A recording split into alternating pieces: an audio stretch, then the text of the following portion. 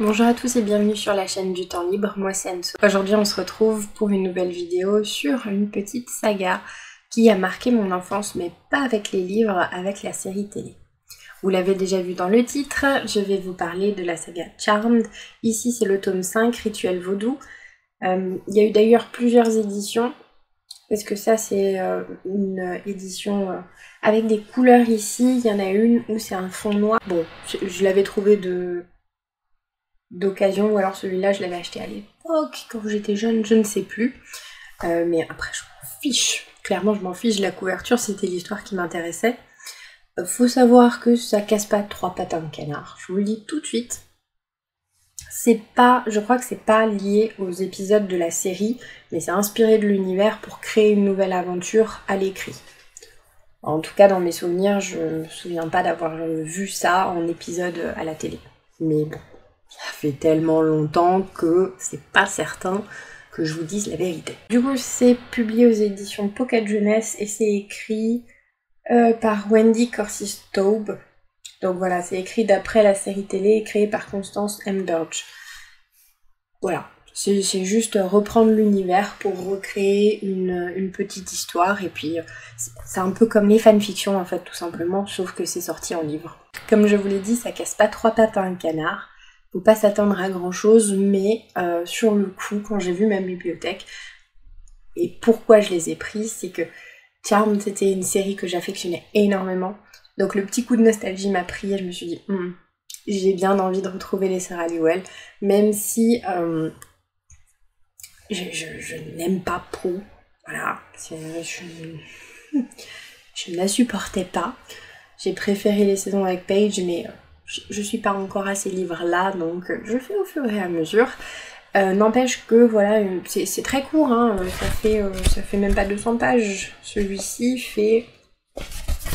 Donc ça en plus c'est un extrait d'un autre. 172 pages, donc c'est un petit interlude si vous voulez entre deux lectures plus actuelles, plus compliquées, ce genre de choses. Moi j'ai bien aimé me replonger là-dedans, ça m'a donné envie de revoir la série. Oui, mais bon, et comme je vous ai dit, je l'affectionnais énormément. Du coup, dans ce tome-là, donc c'est le tome 5, je sais plus si je vous l'ai dit, on va suivre nos trois sœurs qui ont décidé de s'accorder un peu des vacances parce que c'est bon quoi. Hein, à chaque fois, sauver l'univers des vilains sorciers, des démons, ça va. Elles en ont un peu marre, elles sont un peu fatiguées, et puis bon, au bout d'un moment, il leur arrive que les galères, les pauvres, donc forcément, elles ont envie de se changer un peu les idées. Elles décident d'aller à la Nouvelle-Orléans, en Louisiane, pour découvrir le coin, et puis voilà, juste se payer des petites vacances. Malheureusement, vous vous en doutez, ça ne se passe pas du tout comme prévu, évidemment. La Nouvelle-Orléans, on connaît, hein, c'est célèbre pour le vaudou. Rituel vaudou. Vous avez compris déjà ce qui va se passer. Du coup, nos trois sœurs vont débarquer là-bas. Ça va être un peu la galère parce que finalement l'hôtel qu'elles ont réservé n'a pas de trace de leur réservation. Comment bien commencer ces vacances? Elles vont avoir la chance du coup d'aller ailleurs et puis il va se passer certains trucs et voilà, elles vont se retrouver mêlées à une histoire de magie évidemment, alors qu'elles avaient dit que elles ne voulaient pas de magie, c'était YOLO. Et non, en fait, non.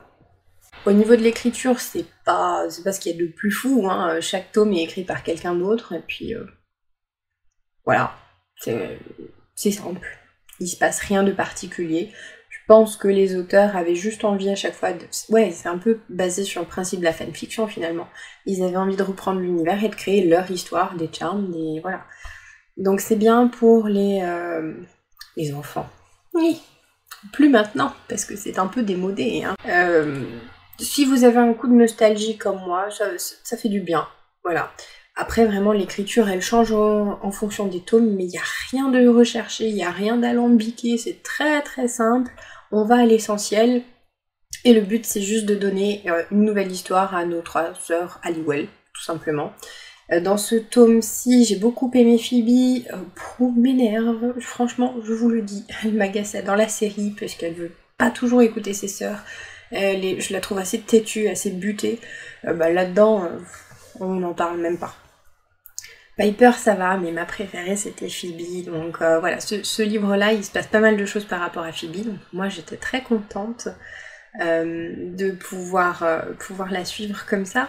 Il y a certains tomes quand même qui sont plus centrés sur une sœur, parce que c'est à elle qui va arriver les galères. Ici c'était un peu plus sur Phoebe quand même. C'était vraiment une histoire sympa à suivre, hein, le contexte de la Nouvelle-Orléans. J'ai ressenti cette ambiance. Quand on regarde certaines séries, certains films qui se passent là-bas avec le vaudou et tout, on sent l'ambiance très Nouvelle-Orléans. Là, je l'ai ressenti, donc c'était sympa. Après, comme je vous l'ai dit, je vous le redis, ça casse pas 3 pattes à un canard, je vais pas tergiverser encore 3 heures dessus. Simplement, Charmed, c'est Charmed. Il y a aussi ce genre de livre pour Buffy, hein, donc moi j'aimais pas trop Buffy, j'étais plus Charmed. Donc voilà, je pense que vous comprenez un peu mon petit coup de nostalgie, et vous allez voir prochainement que ça me suffisait pas. Voilà, petit teaser des familles.